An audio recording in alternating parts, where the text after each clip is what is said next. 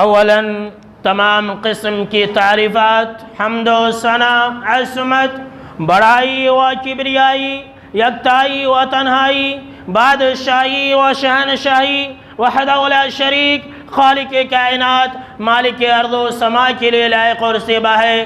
بعدہ درود اور سلام ہو تمام بھیجے گئے انبیاء کرام اور رسولان عظام پر، خصوصاً بالخصوص سید الاولین والآخرین، امام المجاہدین والمتقین، امام الثقلتین و امام القبلتین و امام الحرمین و امامنا فی الدنیا و امامنا فی الآخرہ و امامنا فی الجنہ، جناب محمد عربی صلی اللہ تعالی علیہ وسلم پر۔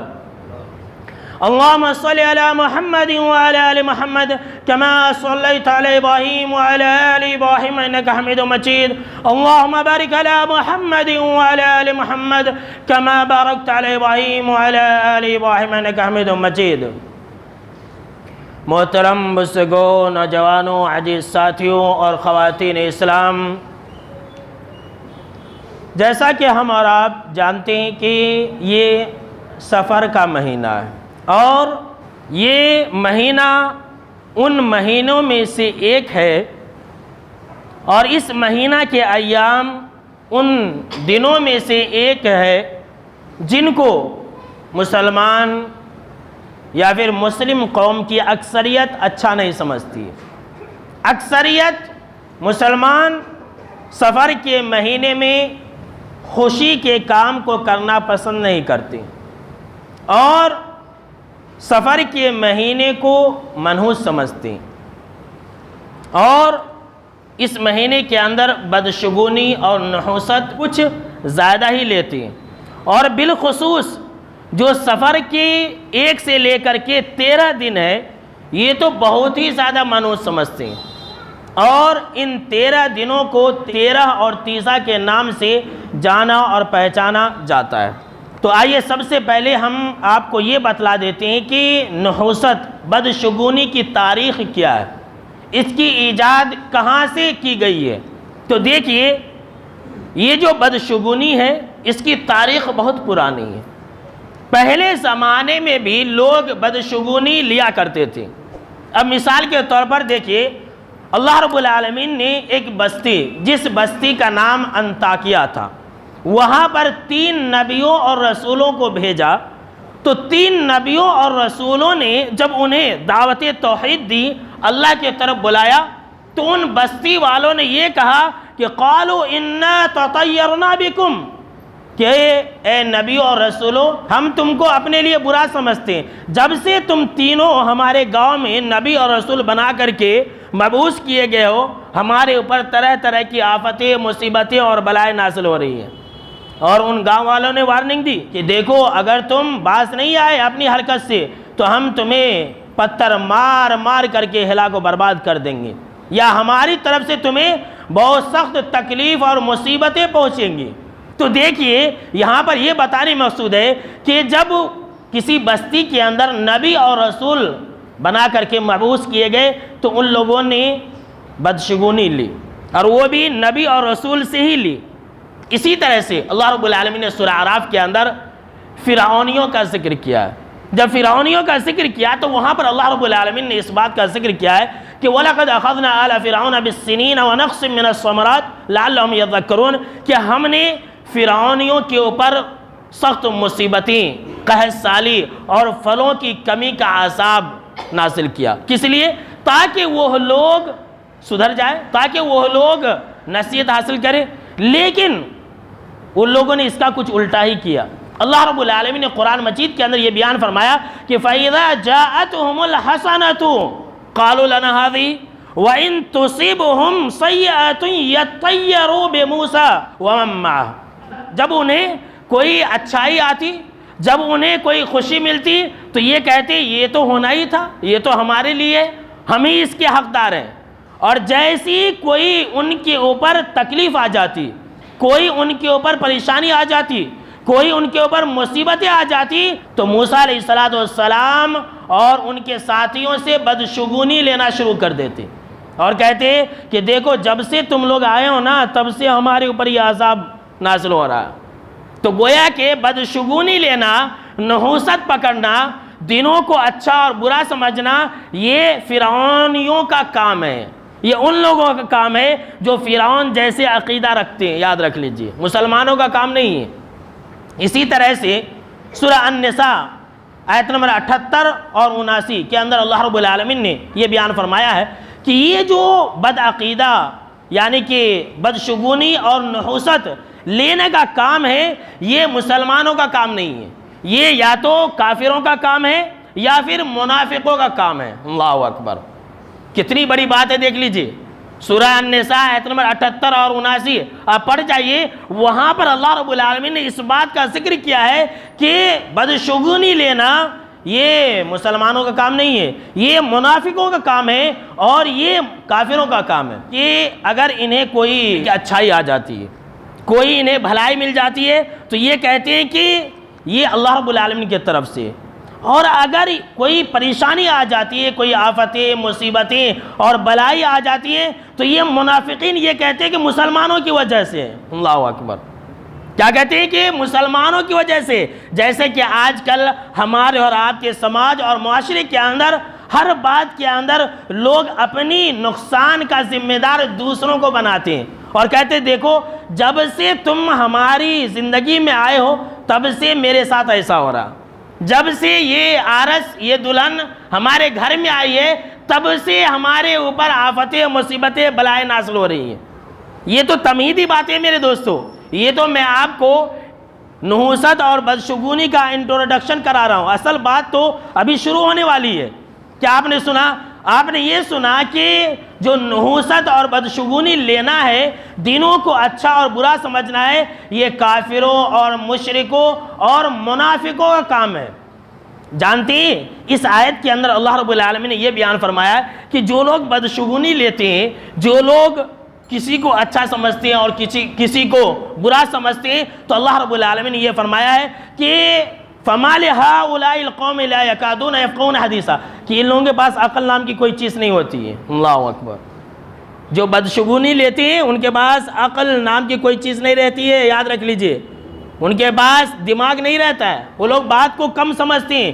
یہ قرآن مجید کے اندر مذکور ہے، سورہ النساء کے اندر یہی بات ہے کہ یہ ایسے لوگ ہیں جو سمجھتے نہیں ہیں بات کو، اور یقین مانے میرے دوستو سماج اور معاشرے کے اندر آپ ان لوگوں کو سمجھا کے دیکھیے جو لوگ دنوں کو برا سمجھتے ہیں، مہینوں کو برا سمجھتے ہیں، تو بات نہیں مانیں گے آپ کی، نہیں ہمارے باپ دادا سے چلا رہا، ہم کیوں سنیں گے تمہاری بات، نہیں ایسا ہو رہا ہے۔ تو میرے دوستو پتہ یہ چلا کہ یہ مسلمانوں کا کام نہیں ہے، اور یہی وجہ ہے کہ جناب محمد عربی صلی اللہ تعالیٰ علیہ وسلم نے یہ بیان فرمایا ہے کہ بدشگونی لینا، نحوست لینا یہ شرک ہے، یاد رکھ لیجئے۔ جیسا کہ ابو داؤد کی روایت ہے، ابن مسعود رضی اللہ تعالیٰ عنہ راوی حدیث سے کہتے ہیں کہ آپ صلی اللہ تعالیٰ علیہ وسلم نے فرمایا کہ الطیرۃ شرکن، 3 مرتبہ آپ صلی اللہ تعالیٰ علیہ وسلم نے ایک ہی جملہ کہا کہ بدشگونی لینا، نحوست لینا یہ شرک ہے، شرک ہے، شرک ہے۔ اور صحیح الجامع کی ایک روایت ہے، آپ صلی اللہ تعالیٰ علیہ وسلم نے فرمایا کہ من ردتہ الطیرۃ عن حاجتہ فقد اشرک، کہ جس انسان کو بدشگونی نے، نحوست نے کسی چیز کے کرنے سے روک دیا، کوئی کام کرنے جا رہا تھا، اب اس کے دل میں یہ بات آ گئی، یہ خیال آ گیا کہ نہیں آج میرے ساتھ ایسا ہوا، اگر آج میں ایسا کروں گا تو میرا نقصان ہوگا، تو آپ صلی اللہ تعالیٰ علیہ وسلم نے فرمایا فقد اشرک، تو اس نے شرک کیا۔ جی ہاں میرے دوستو یہ شرک ہے، اور جو لوگ بدشگونی نہیں لیں گے، آپ صلی اللہ تعالیٰ علیہ وسلم نے فرمایا کہ ایسے لوگ بغیر حساب کتاب کے جنت میں جا سکتے ہیں۔ آپ صلی اللہ تعالیٰ علیہ وسلم نے فرمایا کہ 70,000 افراد ایسے ہیں جو بغیر حساب کتاب اور بغیر عذاب کے جنت کے اندر جائیں گے۔ اس میں سے آپ صلی اللہ تعالیٰ علیہ وسلم نے فرمایا کہ اس میں سے ایک صفت ان لوگوں کی ہے جن کے اندر یہ عادت ہوگی کہ بدشگونی نہیں لیتے ہوں گے۔ اس کے اندر اور چیزوں کا ذکر ہے کہ جھاڑ پھونک کرنے والے نہیں ہوں گے، اور آگ سے داغنے والے نہیں ہوں گے، اور ہر حال میں اللہ رب العالمین کے اوپر بھروسہ کرنے والے ہوں گے۔ تو جو میں بتانا چاہ رہا ہوں یہ کہ جو لوگ بدشگونی نہیں لیں گے، آپ صلی اللہ تعالیٰ علیہ وسلم نے فرمایا کہ ایسے لوگ بغیر حساب کتاب کے جنت کے اندر بھی جا سکتے میرے دوستو۔ دوسری بات اس سلسلے میں یہ کہ آپ صلی اللہ تعالیٰ علیہ وسلم نے ہمیں یہ تعلیم دی ہے کہ اگر کسی انسان کے دل میں یہ وسوسہ آ جائے، یہ خیال آ جائے کہ فلاں کی وجہ سے ایسا ہو رہا ہے، یعنی کہ بدشگونی کا اگر خیال آ جائے، تو وہ انسان فوراً یہ دعا پڑھ لے. اس کے لیے دعا بھی ہے، تو آپ دعا بھی یاد کر لیں. آپ صلی اللہ تعالیٰ علیہ وسلم نے یہ دعا یہ سکھلائی کہ اللہم لا طیر الا طیرک ولا خیر الا خیرک ولا الہ غیرک. ایک لائن کی دعا ہے، دیکھ لیجئے. اور اگر آپ یہ پڑھیں گے تو آپ کے دلوں سے وسوسہ ختم ہو جائے گا، آپ کے دلوں سے وہم و گمان نکل جائے گا. کیا ہے کہ آپ صلی اللہ تعالیٰ علیہ وسلم نے فرمایا کہ دیکھو تم یہ کہو کہ اے اللہ تیرے شگون کے علاوہ کوئی شگون نہیں ہے دنیا کے اندر، اور تیرے بھلائی کے علاوہ کوئی بھلائی ہے ہی نہیں. جی ہاں میرے دوستو، یہی تو سب سے عقیدے والی بات ہے. اور سن لیجئے کہ بدشگونی ہو، نحوست ہو، دنوں کو اچھا یا برا سمجھنا ہو، یہ وہی لوگ کرتے ہیں جن کے عقیدے میں خرابی ہوتی ہے.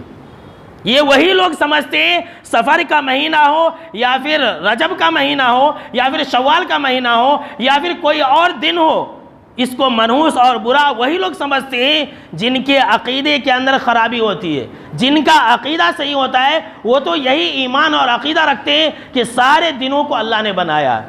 آپ صلی اللہ تعالیٰ علیہ وسلم نے اس دعا کے اندر یہی سکھلائی کہ اے لوگو تم اللہ سے دعا کرو کہ اے اللہ تیرے شگون کے علاوہ کوئی شگون نہیں ہے، اور تیرے بھلائی کے علاوہ کوئی بھلائی نہیں ہے، اور تیرے علاوہ کوئی معبود برحق نہیں ہے. تیری پرمیشن کے بغیر کسی کے ساتھ نہ ہی نقصان ہو سکتا ہے اور نہ ہی تیری اجازت کے بغیر کسی کو کوئی فائدہ پہنچا سکتا ہے.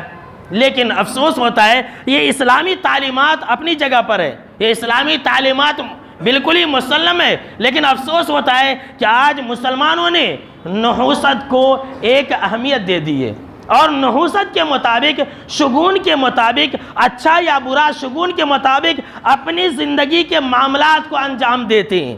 اور آج کے خطبہ جمعہ کے اندر میں انہی باتوں کو آپ کو بتانے والا ہوں. اصل جو جمعہ کا بیان ہے اب یہاں سے شروع ہونے والا ہے کہ مسلمان قوم، مسلم قوم کن کن چیزوں سے بدشگونی لیتی ہے اور کیسے لیتی ہے.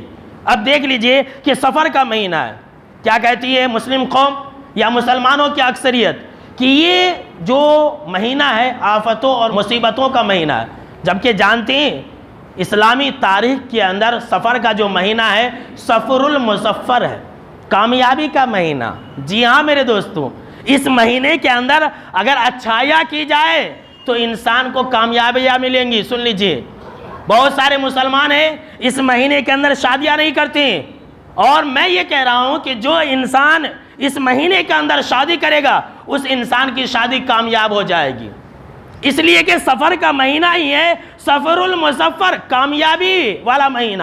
اللہ اکبر. اور میں آپ کو کیا بتلاؤں میرے دوستو، تھوڑی سی میں تاریخ آپ کو بتلاتا ہوں.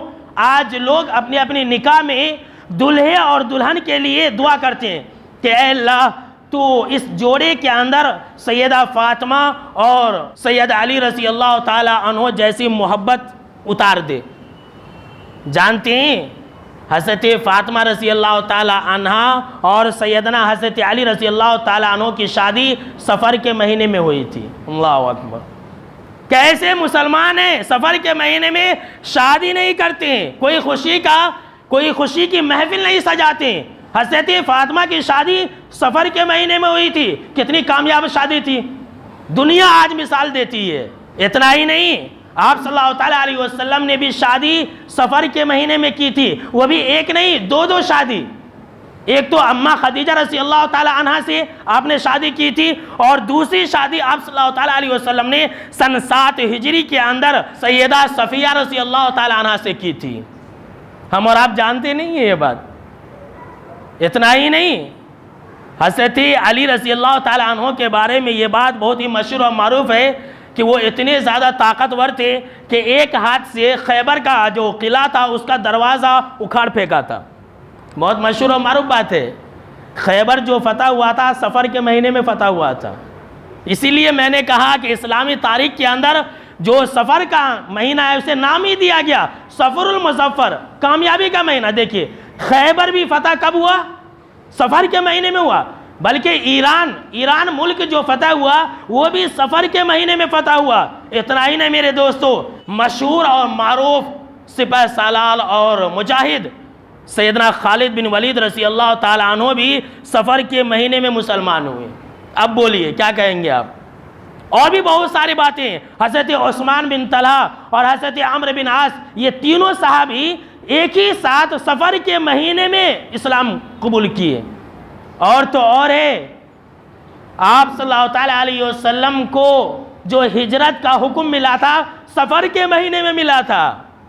جی ہاں میرے دوستو، سفر کے مہینے میں، سفر کے مہینے کی 26 تاریخ تھی جب اللہ رب العالمین نے آپ کو کہا کہ اے اللہ کے نبی اکرم و مکرم صلی اللہ تعالیٰ علیہ وسلم، آپ مکہ سے مدینہ ہجرت کر جائیے۔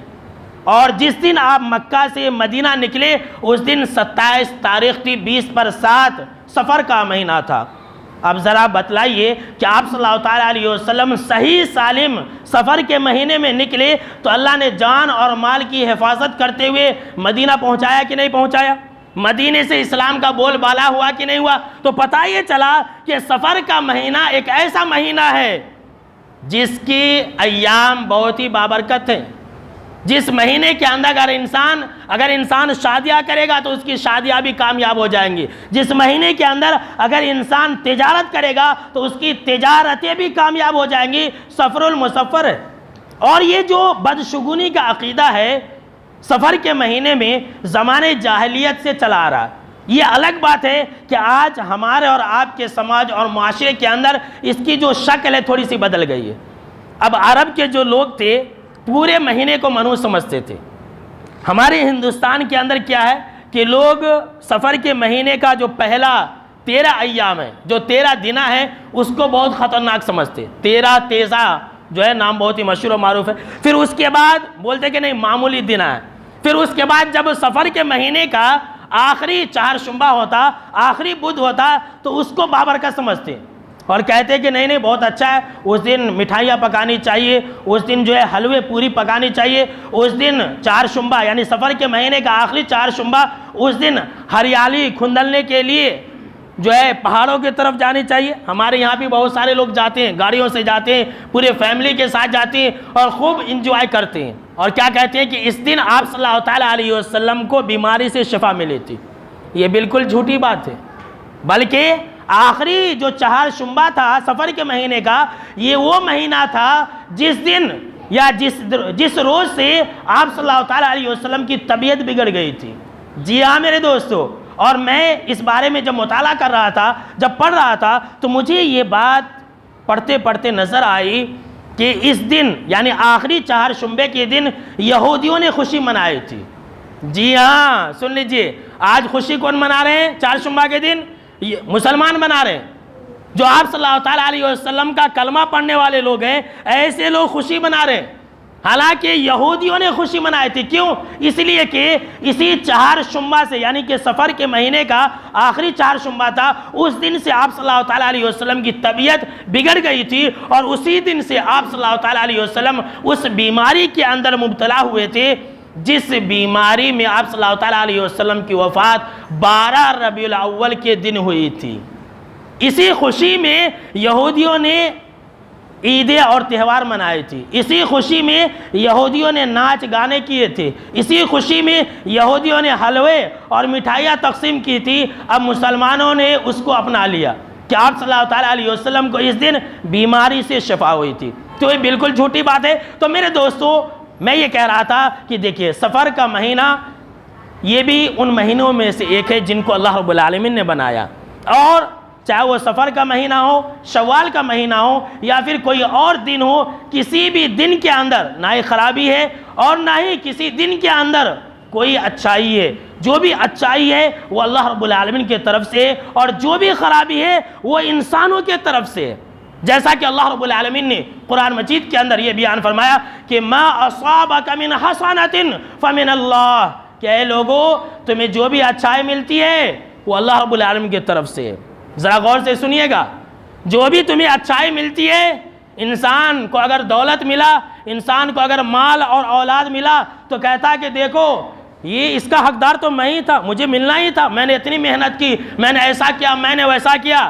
اللہ رب العالمین نے کہا نہیں، تمہیں جو بھی اچھائی ملتی ہے وہ اللہ رب العالمین کی طرف سے ہوتی ہے، اور وَمَا أَصَابَكَ مِن سَيِّئَةٍ فَمِن نَفْسِكَ، اور جو تمہیں برائی پہنچتی ہے، جو تمہیں تکلیف پہنچتی ہے، جو تمہارے پر آفتیں، مصیبتیں اور بلائیں نازل ہوتی ہے، وہ تمہارے اپنے ہاتھوں کی کمائی ہے، وہ تمہارے کرتوت کا نتیجہ ہے۔ تم برے برے کام کرتے ہو، تم گناہ کے کام کرتے ہو اور تمہارے اوپر آفتیں اور مصیبتیں اور بلائیں نازل ہوتی ہے۔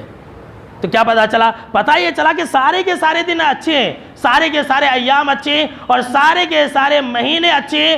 ہر مہینے کے اندر انسان کو چاہیے کہ وہ اچھائیوں والے کام کرے اور برے کاموں سے بچ جائے۔ اب آئیے میرے دوستو، میں آپ کو وہ ساری باتیں بتلا دوں مختصر طور پر جو ہمارے سماج اور معاشرے کے اندر بدشگونی کے طور پر لی جاتی ہے اور سمجھی جاتی ہے، اور میں اسے لکھ کر کے لایا ہوں۔ دیکھیے کتنی زیادہ ہے۔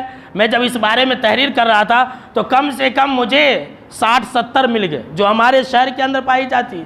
آپ بھی سن کر کے ہنسیں گے لیکن ہنسیے گا مت، اسے کیا ہے، آپ عبرت پکڑ کے جائیے گا اور اپنی اصلاح کر لیجئے گا کہ مسلمان کیسی قوم ہو گئی ہے کہ کتنی باتوں کو بدشگونی کے طور پر سمجھتی ہے۔ اب دیکھیں مثال کے طور پر ہمارے سماج اور معاشرے کے اندر لوگ یہ کہتے ہیں کہ مغرب کے بعد ناخن کاٹیں گے تو مصیبت آ جائے گی۔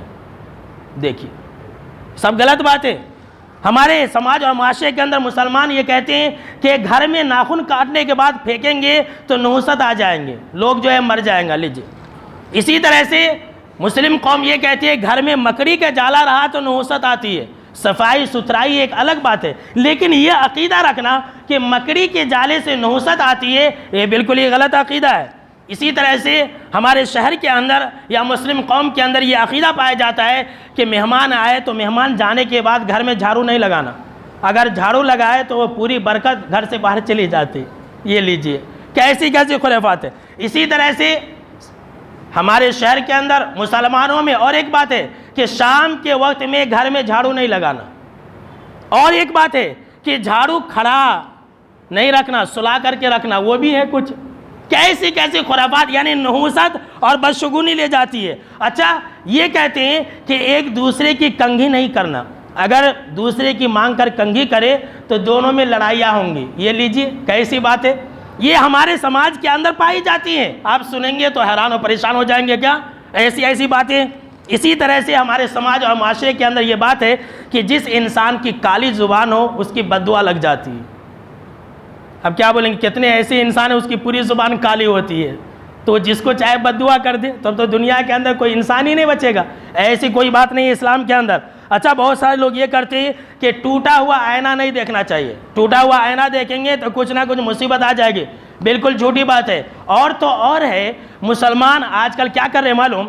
مسلمان آج کل آئینہ کو گھر کے دہلیز کے سامنے رکھ رہے ہیں اور کیا کہہ رہے ہیں کہ جو بھی آفتیں مصیبتیں ہوں گی وہ آئینہ دیکھ کر کے ٹل جاتی۔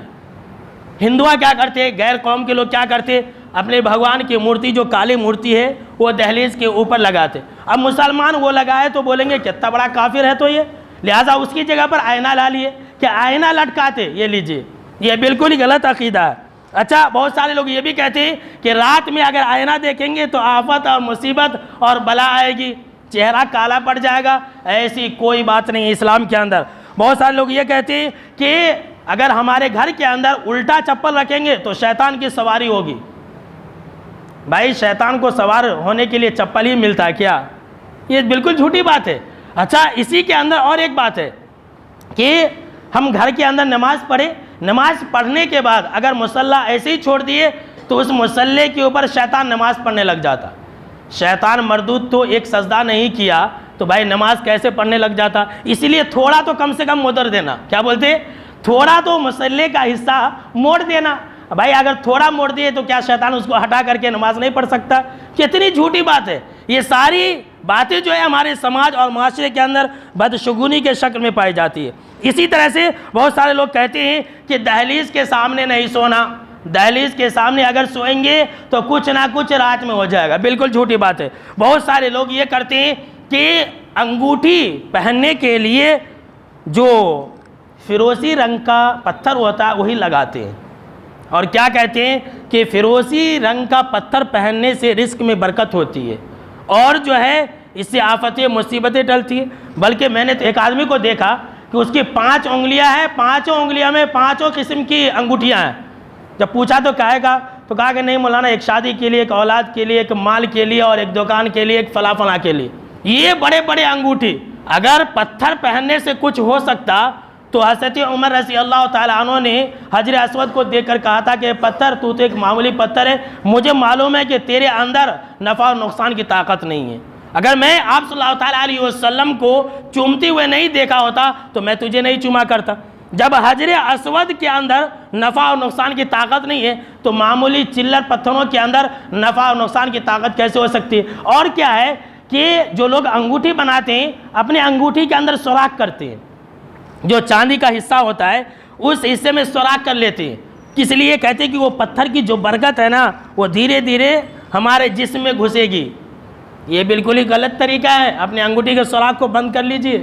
جی ہاں، آپ انگوٹھی کو پلٹ کر دیکھیے، یہ جتنے بھی انگوٹھیاں ہوتی ہیں اسی لیے خالی بنائی جاتی ہے کہ پتھر کی جو برکتیں ہیں وہ ہمارے جسم میں گھسے، تو یہ بالکل جھوٹی بات ہے۔ اسی طرح سے ہمارے سماج اور معاشرے کے اندر یہ بات بہت ہی مشہور اور معروف ہے کہ محرم اور سفر کے مہینے میں جو نئی نویلی دلہن ہے وہ اپنے ساس کے ساتھ نہیں رہنا۔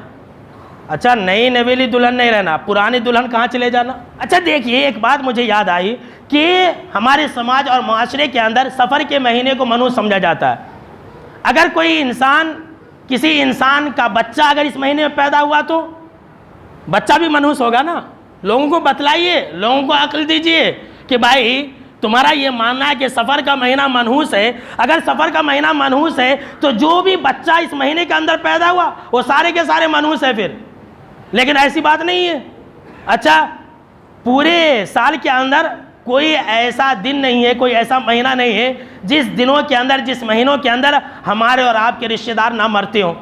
تو کیا ہمارے اور آپ کے رشتہ دار اگر مر جائیں گے تو ہم اس کو منحوس سمجھیں گے؟ نہیں نا، کوئی نہیں سمجھتا ہے۔ اب کوئی انسان، کسی انسان کا باپ جو ہے جمعہ کے دن مر جائے تو وہ انسان سمجھنے لگے کہ نہیں جمعہ کے دن منحوس ہے، تو اب کیا کہیں گے؟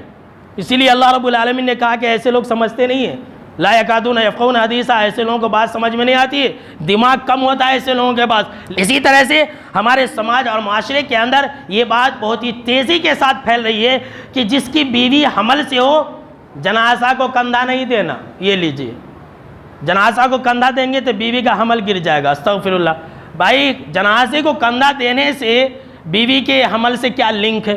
لیکن یہاں سے وہاں لگا دیے، کیسی کیسی بدشگونیاں ہیں۔ اسی طرح سے کہتی ہے اگر بائیں آنکھ پھڑک رہی ہے تو مصیبت آنے والی ہے۔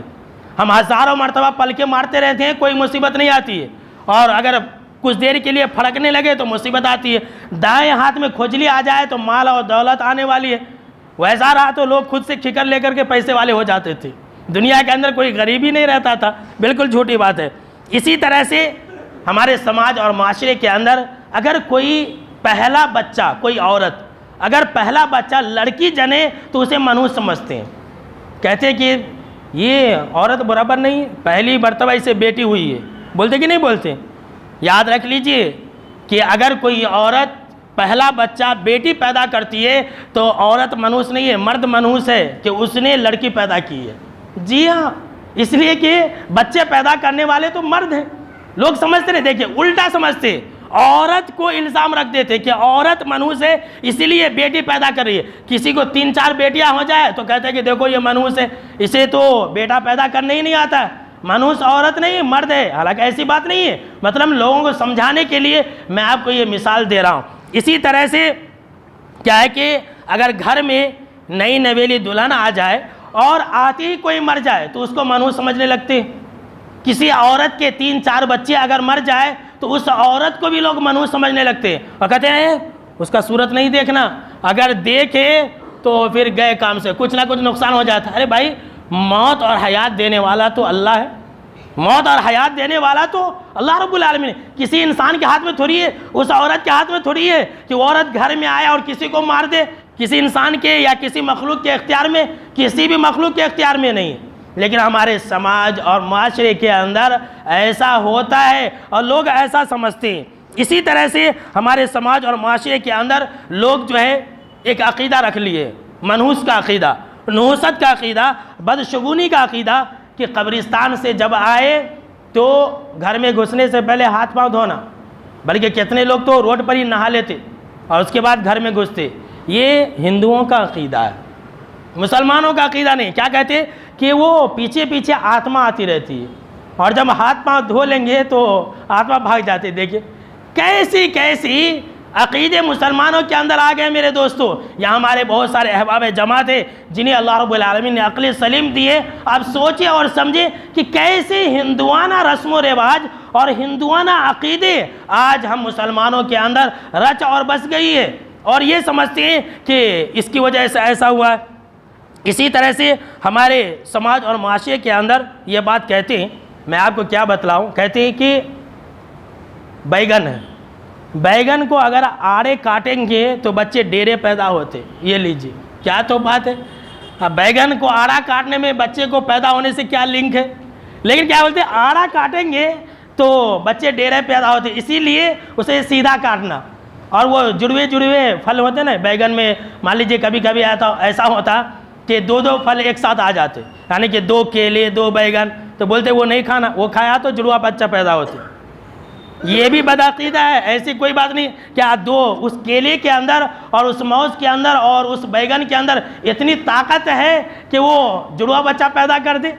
سماج اور معاشرے کے لوگوں کو کیا ہو گیا، سوچتے نہیں ہیں، سمجھتے نہیں ہیں. اسی لیے آپ صلی اللہ تعالیٰ علیہ وسلم نے فرمایا کہ انسان اپنی زبان سے ایسی باتیں نکال دیتا ہے جس کو وہ سمجھتا نہیں ہے، غور و فکر نہیں کرتا ہے، لیکن جہنم کے اندر گر چکا ہوتا ہے. اسی طرح سے ہمارے اور آپ کے سماج اور معاشرے کے اندر لوگ جو ہے یہ کہتے ہیں کہ اگر بلی سامنے سے گزر گئی تو سفر نہیں کرنا چاہیے، راستہ کاٹ دینا چاہیے. اسی طرح سے کہتے ہیں اگر کتا پکارے، بلی پکارے تو آفت اور مصیبت اور بلا نازل ہونے والی ہے نا. بہت انٹرسٹڈ بات، بہت مزہ آ رہا آپ لوگوں کو سن کر کے، لیکن میرے دوستو یہ حقیقت ہے. اور کل ایک آدمی بتلا رہے تھے کہ دیکھیں مولانا آج کل اور ایک بات نکلی ہے، کتنی غلط بات ہے اور سوچ کیسی گندی ہو گئی ہے. ذرا دیکھیے کہ فاطمہ نام نہیں رکھنا، یہ نئی بات نکلی ہے. مجھے بھی نہیں معلوم تھا، آج سے 11 سال سے ہوں میں یہاں پر، مجھے بھی یہ بات پتہ نہیں تھی کہ فاطمہ نام نہیں رکھنا. بھائی کیوں نہیں رکھنا؟ اس لیے اگر فاطمہ نام رکھے تو سیدہ فاطمہ رضی اللہ تعالیٰ عنہ کیسی مصیبت اٹھائی، کیسی پریشانیاں اٹھائی، تو یہ فاطمہ جس کا نام رہتا وہ نام والی لڑکی بھی اٹھاتی.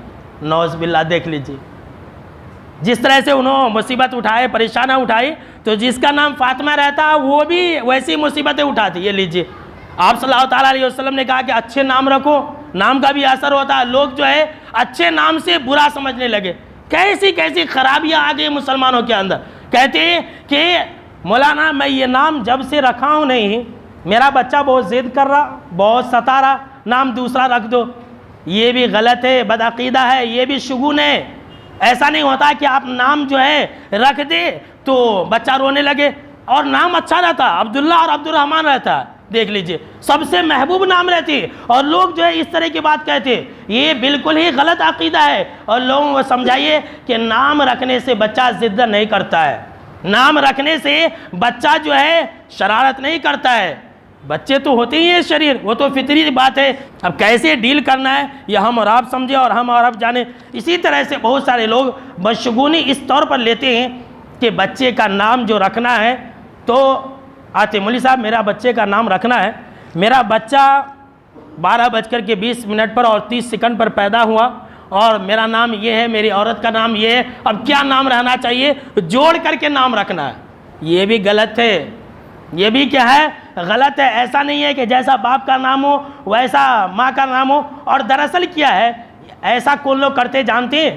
ایسا وہ لوگ کرتے ہیں جو عدد کے حساب سے، فعال کے حساب سے نام رکھتے ہیں. یعنی کیا کرتے ہیں، یہ مان لیجئے کہ کسی کا نام عبداللہ ہے اور کسی کا نام آمنہ ہے، تو وہ اس کا پورا نمبرنگ نکالتے ہیں اور نمبرنگ نکال کر کے ایک عدد نکلتا ہے اور پھر اس کے حساب سے نام رکھتے ہیں. یہ بھی شرک ہے اور ایک انسان کو جہنم میں لے جانے والی چیز ہے. اسی طرح سے بہت سارے لوگ یہ کرتے ہیں کہ شادی کی تاریخ یا اپنی جو اچھائیاں ہیں اور خوشی کے محفلیں ہیں وہ فال دیکھ کر کے رکھتے ہیں. اور فال کے اندر بھی کیا ہوتا ہے؟ یہی ہوتا ہے کہ وہ نمبرنگ کے حساب سے، ناموں کے حساب سے پھال نکالتے ہیں اور پھر جو ہے لوگوں کو بیوقوف بناتے ہیں. اگر میں طریقہ بتلا دوں گا تو آپ بھی کر سکتے ہیں. اس کے لیے صاحب کے پاس جانے کی ضرورت نہیں ہے. وہ بالکل کیا ہے, ایک طرح سے ٹھگ ہے اور کچھ نہیں ہے. لوگوں کو ٹھگا جاتا ہے کہ اس کا ایسا فعال ہے ویسا فعال ہے, کچھ بھی نہیں ہے, بس ایک نمبرنگ کا طریقہ ہے اور کچھ بھی نہیں ہے, جو کہ شرک ہے.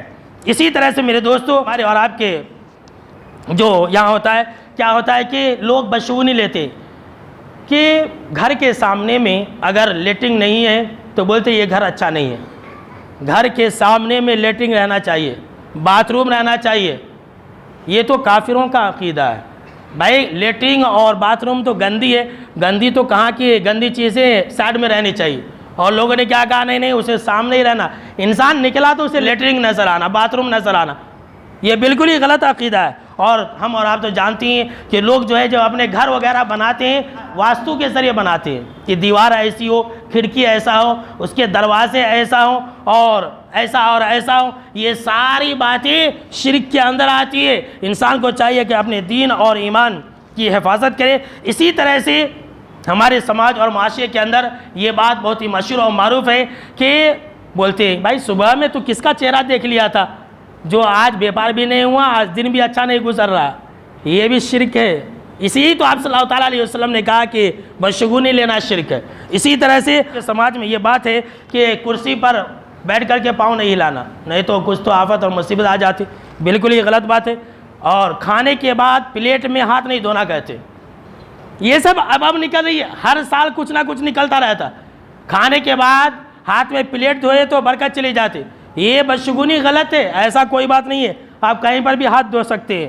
اسی طرح سے ہمارے بہت سارے لوگ کہتے ہیں کہ بھائی اگر آزان ہو رہی ہے اور عورت اگر سر کے اوپر پلو نہ رکھے تو وہ شیطان کی جورو ہے. لیجئے, ہمارے مسلمان عورتیں ہی ملتا کیا شیطان کو جورو بنانے, جو ایسا جو ہے لگا لیتے. یہ بالکل ہی جھوٹی باتیں ہیں. خیر میرے دوستو, اس طرح کی بہت ساری باتیں ہیں جو میں لکھ کر کے لایا تھا, لیکن وقت ختم ہو چکا. تو انشاءاللہ پھر ہم اگلے سال اور بھی مزید باتیں لے کر کے سفر کے تعلق سے آپ کو بتلائیں گے. تو خیر پورے تقریر کا جو خلاصہ بحث تھا وہ یہ ہے کہ جو دن ہے, جو ایام ہیں, جو مہینے ہیں, جو سال ہیں, چاہے وہ سفر کا مہینہ ہو, شوال کا مہینہ ہو, ربیع الاول کا مہینہ ہو, کوئی بھی مہینہ ہو, سارے مہینے اچھے ہیں.